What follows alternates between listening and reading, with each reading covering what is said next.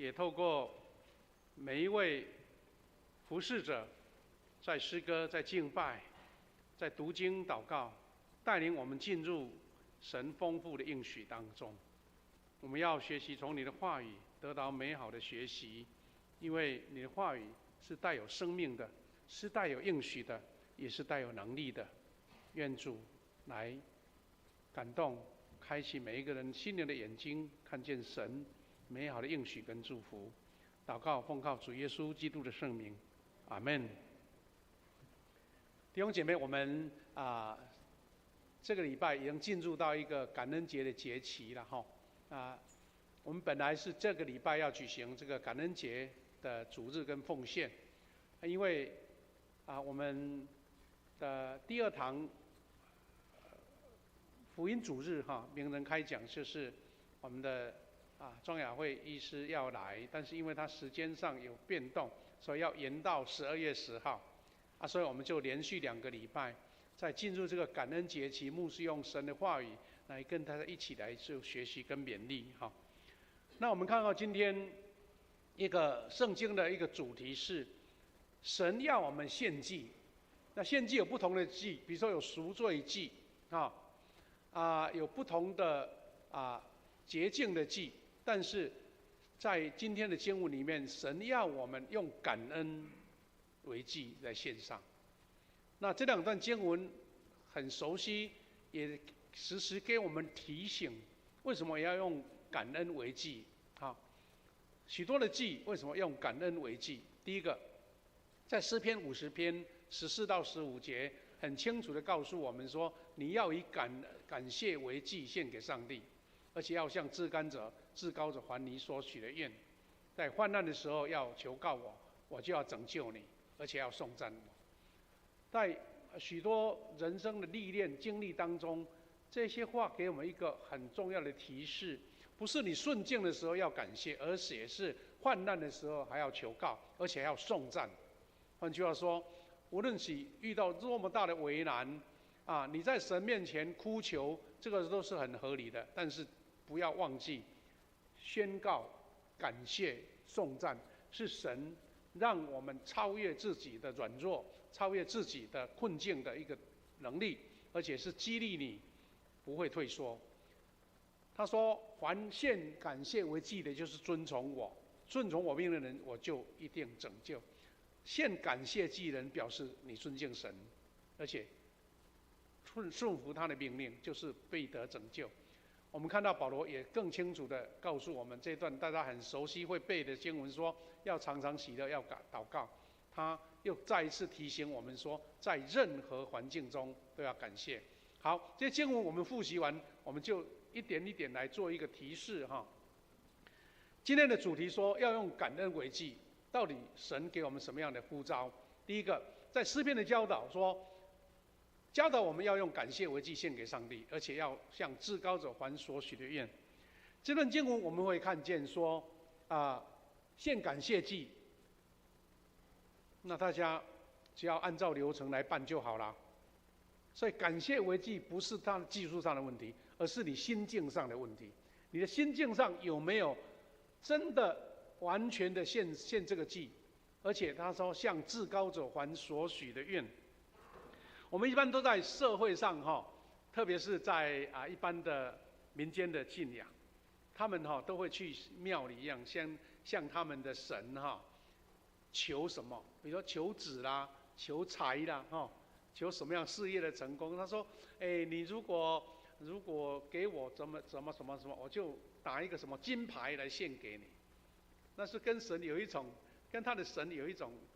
交易，你知道吗？你给我，我就要给你而不是我给你，你再给我。这个是一般信仰的这个层次啦。但请记得，神给我们讲说，你要向神还所许的愿。那牧师的领受是，你当然跟神祷告，比如说神有的人要求神赐给他一个儿子，他有的孩子当然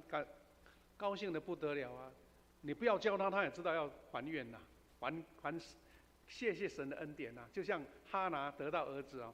这连儿子都带过，那个撒母耳都带回去圣殿献给神呢。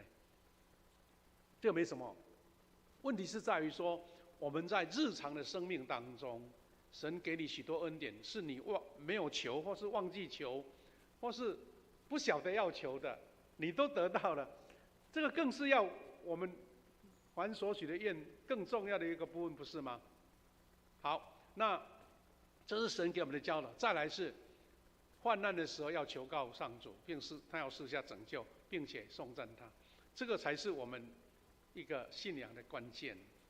你顺境的时候，你获利丰收的时候，你人生圆满的时候，谁都知道要奉献，但是说献上感恩。但是患难的时候，你仍然不离开神，你愿意先跟他祈求。他说：“这个是我的应许，我要赐下拯救，而且要颂赞。”那这是违反人的一个基本的反应嘛，心理反应跟生理的反应。我明明已经很苦了，你还叫我要感谢、要赞美，那唱歌唱不出来啊，感谢不出来啊。那我们就可以回顾到说，保罗还有彼得他们被关在监狱的时候，还在唱歌赞美主。你要知道，他们领略到说，像那种情境之下，用什么人际关系，要什么官府的压力都没有办法让我出门了，让我出这个监牢，我就要赞美神，因为神的能力超越人的一切，所以他们就在困境当中仍然歌唱赞美主。我们能不能达到这个境界，是一个基督徒的操练。我们不敢说我们每一个人都达到了，因为这个是一个功课，一个人一生的功课。好，那我们又看见他的理由告诉我们，凡献感谢为祭的，就是遵从上主，顺从他命令的，他一定拯救。这是一个原因，因为你这样子做，神就要应许你，因为你是遵从上主。所以献感谢为祭，不是你的心境上已经有足够的感谢的理由，而是因为我尊敬主，我遵从主，所以我虽然欠缺，我虽然遇到人生的困难，我甚至遇到病痛，我仍然要感谢主。这个是神给你一个祝福的密码，知道一个特别的密码，让你去解开你目前所遇到的困境。因为他说你顺从他的命令，他就拯救啊。那是神的应许，那你就是勇敢的面对，这个才是一个信仰的挑战嘛。那我们又看到保罗给我们的劝勉，我们更熟悉的经文，帖撒罗尼迦前书5章16到18节，他说要常常喜乐，常常祷告。常常的意思是不间断的任何事情你用抱怨也过一天你感恩也过一天。你吃一顿饭觉得口味不合你你唠唠叨叨在这边抱怨到吃到最后胃酸也更多吃不饱。但是你用感恩的心会觉得好像神给你加了什么样佐料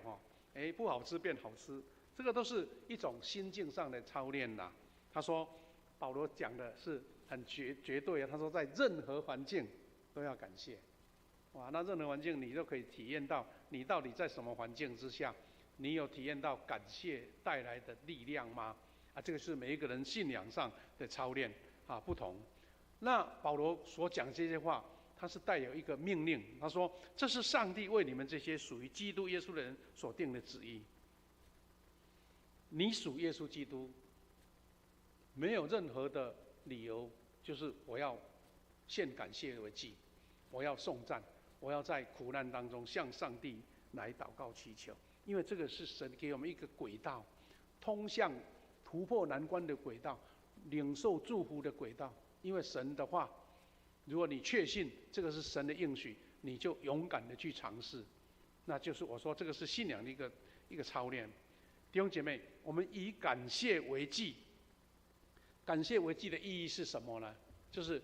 我们要把感恩跟颂赞当成我们一个敬拜上帝的重要成分。刚刚我们不是说我们敬拜有不同的形式吗？有静默的聚会，有灵修的聚会，有培灵的聚会，我们有不同的这个敬拜方式。但是感恩跟颂赞是成为我们一个基督徒的生命的一个部分。那一个感恩会产生很大很大的力量。我们有人可能会从成语的故事看到一个很有趣的故事，就是《史记》里面记载一个一饭千金的故事，一饭千金，也许有些中小学生还比我们熟。这故事讲的是谁？就是这个古代的名将叫韩信他小时候家里很穷困，而且父母很早就过世了，所以他虽然很用功，但是没有什么背景，读书，而且他有特别的能力，就是武术很好，但是他再怎么努力在打拼就没有赚钱的能力所以常常饿了肚子不得已呢就跑到一些有钱人家会施舍一些饭食，叫做白食了但是去吃的时候，同样你跟我都去吃，但是奇怪他就会被人家笑。他说就像我们台语讲说你好卡好手照来你吃这意思说你都唔偷谈了要来吃这白吃的白食的被人家冷眼因为年轻人很有尊严嘛，就是觉得咽不下这口气就是心情不好你这个发泄心情的地点是哪里呢有人去运动，有人去打球有人去郊游，有人去爬山这个韩信呢跑去哪里？跑去溪边钓鱼了，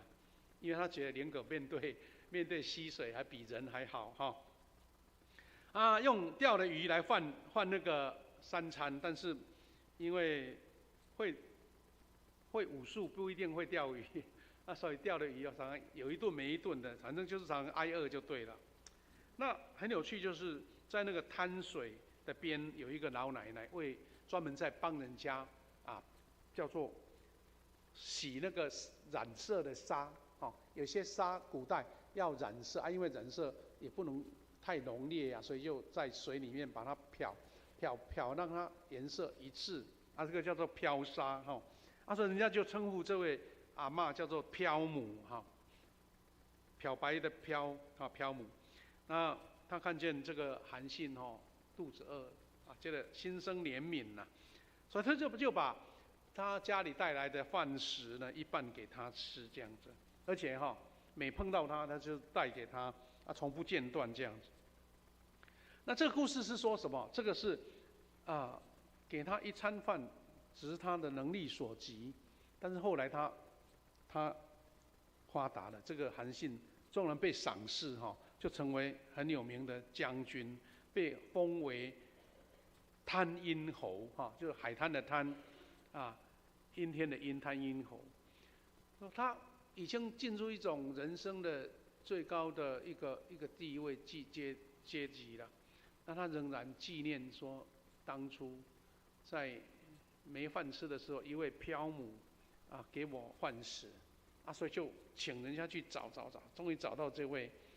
这个阿嬷，最后就是说以1000金1000金那都很大的一笔钱来赠给他所以就是我们传那个成语所说的一饭千金的故事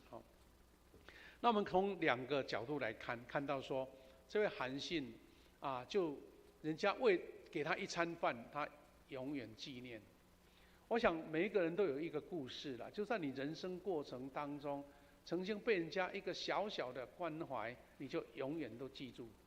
因为你觉得在你最无助、最软弱的时候，一个小小的帮助可能会拯救一个人。其实基督徒更有这样的意识到说，有时候当一个人遇到困境的时候，你一个小小的关怀就会拯救一条灵魂。那这位婆婆呢，她也不感觉给这个年轻人吃一餐饭有什么了不起，但是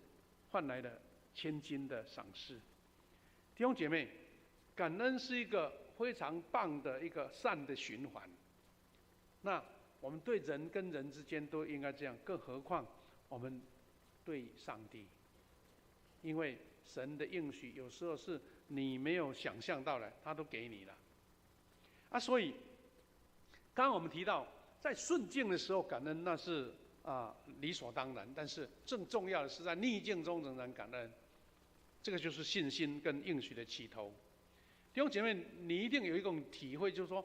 人在世间，因为你人的认知有限啊，很多事情好跟坏、善跟恶、得到跟失去之间，有些你不能掌握的，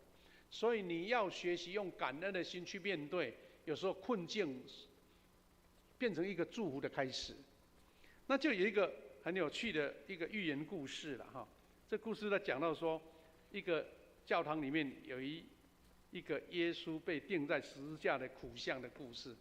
他在跟我们讲说，人的判断，你到底能够预测将来的事情吗？他在讲说，这个是在北欧的一间教堂，蛮大的教堂，有一个十字架的耶稣的苦相。我们长老教会因为是宗教改革，所以我们的十字架是一个很简单的一个造型。但是天主教目前还有，就是十字架上不是有一个耶稣吗？半身的裸体的被钉在十字架上，一个苦相叫做十架苦相。要告诉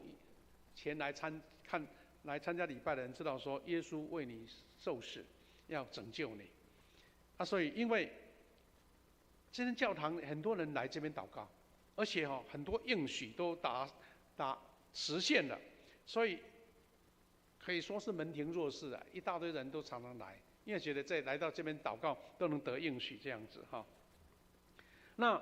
在这个故事说在这个教堂有一个专门在看守的、看门的，或是教堂管理的人看到十字架上耶稣每天要应付那么多人的祈求了，他就觉得于心不忍，好像体谅耶稣一样是想说能不能帮耶稣分担一点辛苦了。所以他有一天就祷告耶稣说：“耶稣啊，那你能不能让我来分担一下你的辛苦？因为你要应付那么多人。”然后他就听到一个声音说：“好，要不然我从十字架下来，换你上去换你上去钉十字架。”他说他是有一个要求，你在上面无论听到什么、看到什么，都不能说话，嘴要闭着。这先生觉得说，这样还不简单我就到上面去就好了。就真的这个故事说，耶稣就下来了，那看门的先生上去，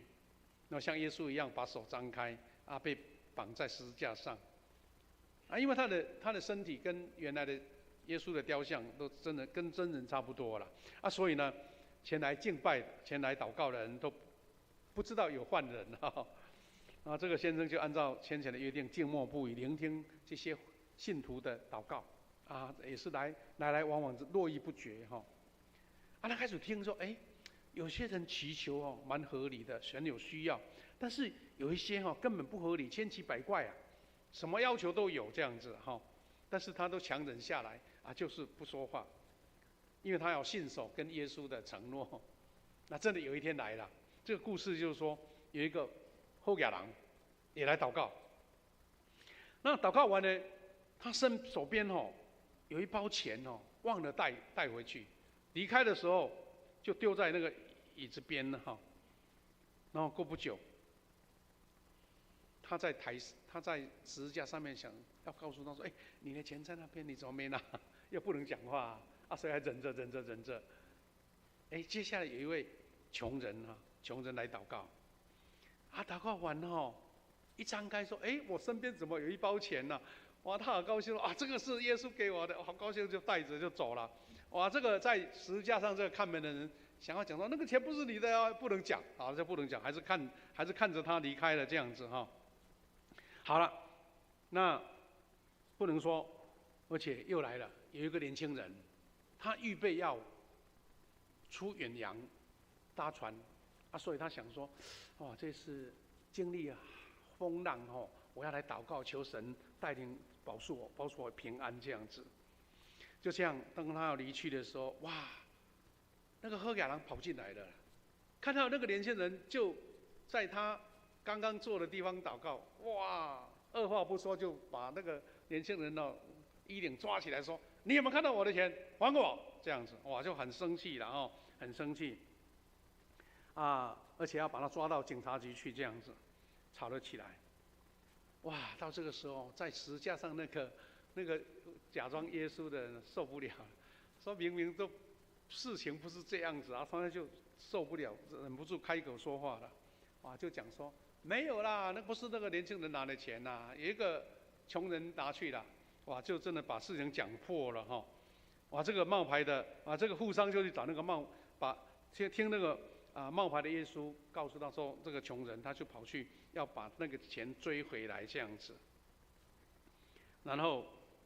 那位年轻人也赶快离开了，因为怕搭不上船。然后这位变装成看门的耶稣就跑到十字架说：“啊，乐来，这个位置你没资格了，因为你违背了刚刚把真相讲出来了。”啊，这个看门的人说：“耶稣啊，我这样把事实讲出来，难道不对吗？”那问题来了，耶稣就回答说：“你实在，我们如果用台湾的话说，你打破了天机啦，天机老泄气啊！为什么呢？那位富商不缺钱，所以那袋钱对他来讲，他只是吃喝玩乐，享受人生。但是那一位可怜的穷人，可能是他一生，都是他一家的生计呀。还有那位年轻人，如果那位后家人来纠缠着他，要他去还钱，或是带他去警察局，他就受耽误，不会出海，他能保住一条命，因为那艘船出去就遇到了海难，整艘船沉下去了。那这个寓言故事给我们什么样的启发呢？就是人根本没有办法判断，到底幸福还不幸福，你是正面还是不正面，是平安还是苦难。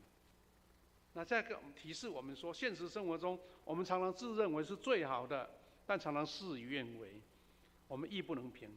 但是常常我们要一个确信说，我们所拥有的，不论是顺境逆境，都是对我们最好的考验跟安排。所以这个话也给我们一个提示，就是说我们在顺境中能感恩，在逆境中我们也仍然喜乐。这个是这个故事给我们一个提示。弟兄姐妹，我们看到这个故事给你什么样的启发？因为我们没有办法判断预测再来的事情，但当我们用感恩的心面对的时候，神就会为你打理这一切。弟兄姐妹，没有逆境就不会在顺境中懂得珍惜，没有顺境你就不会在逆境中学会坚持。这是一个名人给我们讲的话。我们怎么样在逆境中我们仍然能够坚持；我们在顺境中我们仍然能够珍惜。弟兄姐妹，在我们这个感恩节期当中，让感恩成为一个生命的态度，在生活中把它实践出来。换句话说，这个是神给我们的命令哦，给我们的要求哦，或是说一个门徒训练的基本功哦。那你如果还活在你自己认知的世界里面，就像这位在十字架上的这个假白耶稣，就把上帝要做的事情搞乱了。当你心存感激，对生活、对未来就会充满信心跟希望。你要去尝试这个恩典，但这个恩典是因为你没有办法判断再来的事是什么，你就勇敢的交托给父神所以才让我们看到保罗告诉我们说，我们要常常喜乐，不是常常祷告，在这种环境中都要感谢，因为我们在用感恩为祭。这个今天的主题说，我要常常用感恩来当作献祭，来当作一个敬拜。感恩不是一句话说多谢感谢而是你用敬拜的态度对神感恩。所以要以感恩怀念的心朝见上帝，你才能累积更多的丰盛的应许，因为你已经先感恩了，你为还没得到的事情感恩，那神就是会按照他的旨意许下给你的恩典。还有一个小故事是说，感恩会得到什么样的改变记录在一个韩国在纬度比较高的地方出产柿子奇亚，我们台湾这边呢，在苗栗那个附近那个山上哈，哇，出产的那个柿子非常好吃了哈。好，那这个柿子园什么故事呢？因为那个柿子园有很多喜鹊在那边栖息哈，栖息。好，在收获的时候，这些农民呢，他们呢会在树上留一些已经成熟的水果，就是柿子，要给这些喜鹊来吃啊哈。那一些游客呢经过，那就觉得说，哇，那个柿子一颗可以卖好多钱，那你为什么不全部把它摘下来？太可惜了，而且还留给这些飞禽来吃，那不是太可惜了吗？但是农民就跟这些游客解说什么？他说，我们是留给喜鹊有饭可以吃的，所以留在树上的柿子会吸引这些来过冬的喜鹊。他们因为在那边除了有水果吃，他们就会留着嘛。而且更重要的是，这些喜鹊它会把树上一些害虫把它吃掉，所以水果树上的虫子都吃掉之后，就不会伤害到这棵树，所以到春天这些野鸟都不会飞走，那来年的柿子就丰收了。所以这些农民他们用着感恩的心反而为自己创造了生机。你知道现在我们在推广，我们叫做那个，算是一种环境的一种保护的农法。那因为不施农药所以有些田园都有虫有一些很多的，反正自然都生长出来了。那有些农民他们就会，比如说稻子或是什么，他们都会留一些东西，留一些不收割或是不把它弄掉，就让这些野鸟或是这些麻雀来吃，然后它会顺便把那些虫子都吃掉。那是一个大自然自然的一个生态平衡的方法。那些农民就学到了这个方法，所以用感恩的心，反而得到的更多，就是这个故事的重点。那弟兄姐妹，我们一起用几位出名的这个学者或是牧师他们讲的话来体验感恩的意义是什么有一位出名的学者也是牧师叫约翰麦克阿瑟，他讲了一句给我们很重要的提醒的话，他说，感恩的心是基督徒的主要识别特征。弟兄姐妹，如果你说就是很吝啬讲感谢的话，感恩的话，你要考虑说，那我像不像基督徒？换句话就是这个意思那时用感恩的心，你发现哇，好像很丰盛无论是粗茶淡饭或是吃大餐，你都觉得这一餐是感恩的，在享受。所以他说，这个就是我们基督徒一个特征，它跟骄傲、自私、忧虑形成鲜明的对比。他又说，感恩能有助于坚固信徒的信心，更深的信靠神，并倚靠神的供应，即使在最困难的时候，在困境的时候，因为你用感恩发现说神的供应已经预备好，只是说你有没有勇敢献上感恩去领取他说，无论大海是多么的波涛汹涌，透过持续向神献上赞美和感谢，就能让信徒的心振奋起来。我们常常会陷入到一个忧虑的循环缺这个缺那个，或是遇到困境，然后你就越烦恼越有压力就越想要解决，那就是一直在那个恶的循环当中。你尝试说，神我感谢你让我现在面到这些挑战，可能是失败，可能是有病痛，可能是遇到人生的危机，或是事业的一个新的挑战，但是我仍然要感谢你，因为你的应许是大过一切的，大过人所能做的，你就会得到一个信心跟振奋。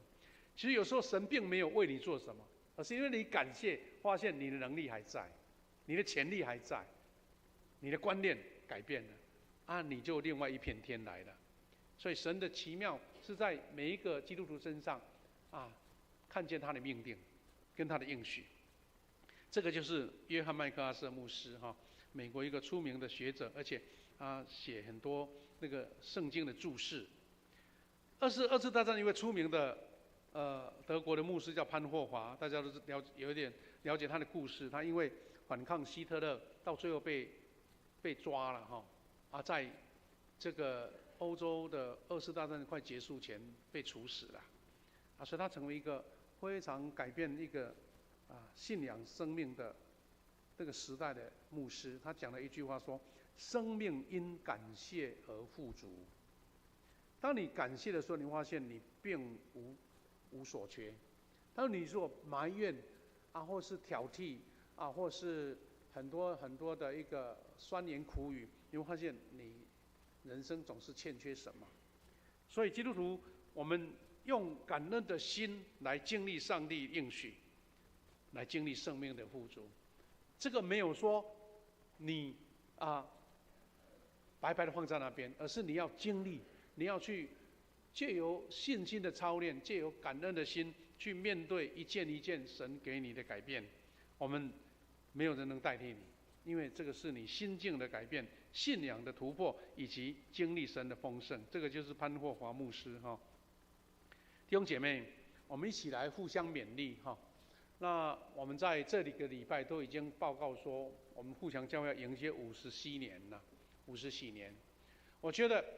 我们富强教会的每一位基督徒，要先经历自身的丰盛，你就会看见富强教会也同样因为这个名称来得到丰盛。我们经历在47年前，我们的前辈在东区这一片甘蔗园，那个时候刚好那个中华东路才打开不然的话，我们这一段路还叫做富强路，不是我们当时多厉害就把它取名富强，是因为有富强路在这边，也有富强区富强的里所以我们就把它取名叫富强教会。那没想到我们一种简单的配合这个地理环境的取的名，就成为我们一个命定。那个是不是你厉害，是神给你的不然我们可以取名富强导致基督徒都不成长，也不兴盛，也可能对不对？但因为我们看到说神给我们这个恩典，那我们也要努力迎合这个名称的一个目标，丰盛所以我们是从无到有。我们的目标是什么呢？富强的教会，丰盛的生命这个是一个标语也是我们教会一个使命的宣言。那以前我们有同工请那个书法家写的这一段话：富强的教会，丰盛的生命。我记得还有2幅那个条幅一个是放在我们的这个我们的教育中心，一个当时好像有搬迁牧师就把它拿到我的办公室放在那边。我觉得这段话成为我们一个命定，一个神给我们的祝福。那我们期待在迎接57年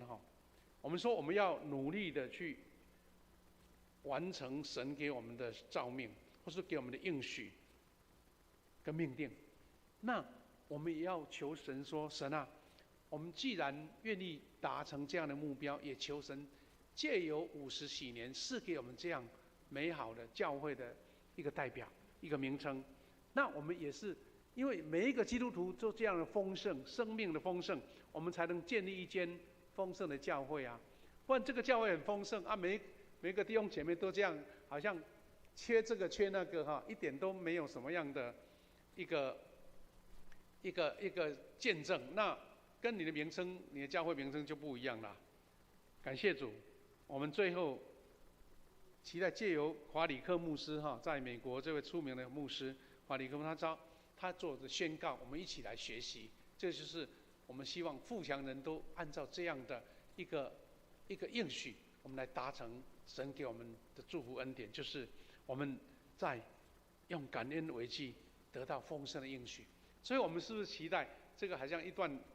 很有力的话，我们一起来念可以吗？预备来，在快乐的时刻赞美神，在艰难的时刻寻求神，在安静的时刻敬拜，在痛苦的时刻信靠，在每个时刻感谢神。愿这段话成为我们基督徒一个信心的一个标杆，让我们随时注意到说，这样的时刻是一个基督徒最丰盛的时刻，是神美好应许的时刻。弟兄姐妹，我们要一起来唱一首我们很熟悉的诗歌，一起来回应神的恩典，也一起来做祷告。